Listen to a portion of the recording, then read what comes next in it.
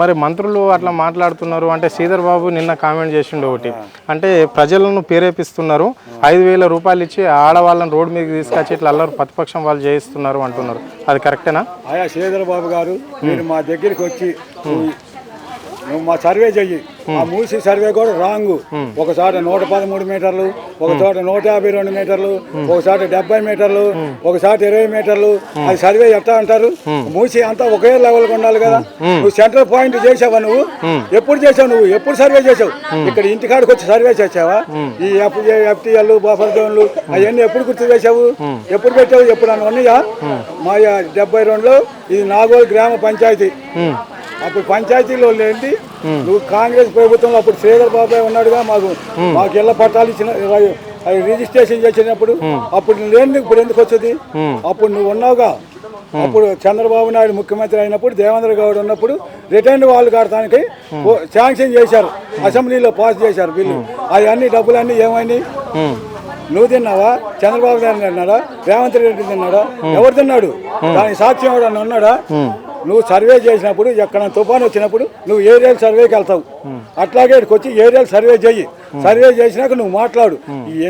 ఎవడు ఆక్రమించాడు? నువ్వు ఆక్రమించుకుంటా నువ్వు చూస్తున్నావు. మాది ఆక్రమించింది కాదు. మేము 25 సంవత్సరాల నుంచి ట్యాక్స్ కడుతున్నాం. మొన్న ఏప్రిల్లో కూడా ట్యాక్స్ కట్టాము. ఏప్రిల్లో కూడా ట్యాక్స్ కట్టాం. మాది మార్చి 25 వరకు మాకు ట్యాక్స్ రసీదు ఉంది. అవన్నీ ఏంది? నువ్వు ఎందుకు తీసుకున్నావు ట్యాక్స్? అప్పుడు ట్యాక్స్ తీసుకోకూడదుగా. మా ట్యాక్స్ కట్టింది.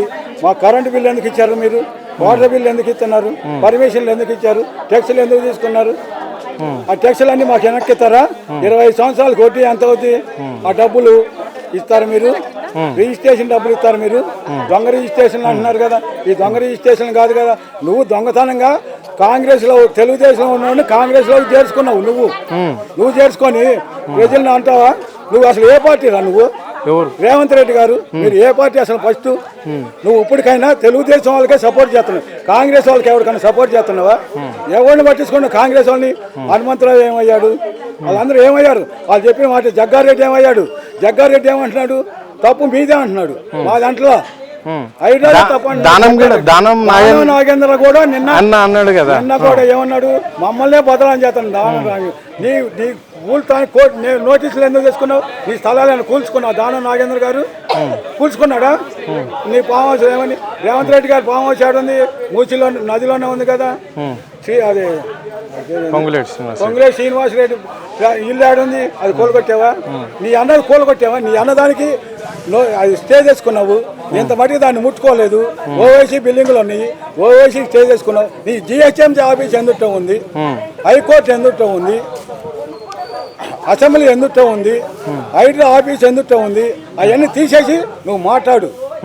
అవన్నీ తీసేయకుండా మాట్లాడితేట నువ్వు అవన్నీ తీసి ముందు పెద్ద పెద్ద బడాబాబు ఆస్తులన్నీ కూలగొట్టు. నువ్వు ముందు దానికి దమ్ముందా నీకు? ప్రజల దగ్గరికి వస్తావు నువ్వు. ప్రజల సద్దమ్మలా చోట సద్దమ్మలా ఆడవాళ్ళ జోలికి వెళ్తే ఎవడో పనికిరాడు. నువ్వు బిచ్చం ఎత్తుకుంటానికి కూడా రాదు. నీకేమైనా డబ్బులు కావాలితే ప్రజలకి ట్యాక్సులు వేస్తున్నావు. ఇప్పుడు నెల నెల మున్సిపల్ ట్యాక్స్ కట్టమంటున్నావు. నువ్వు జీవో పాస్ చేస్తావు అంటున్నావు. అది పాస్ చేస్తే ఎవడు కడతాడా?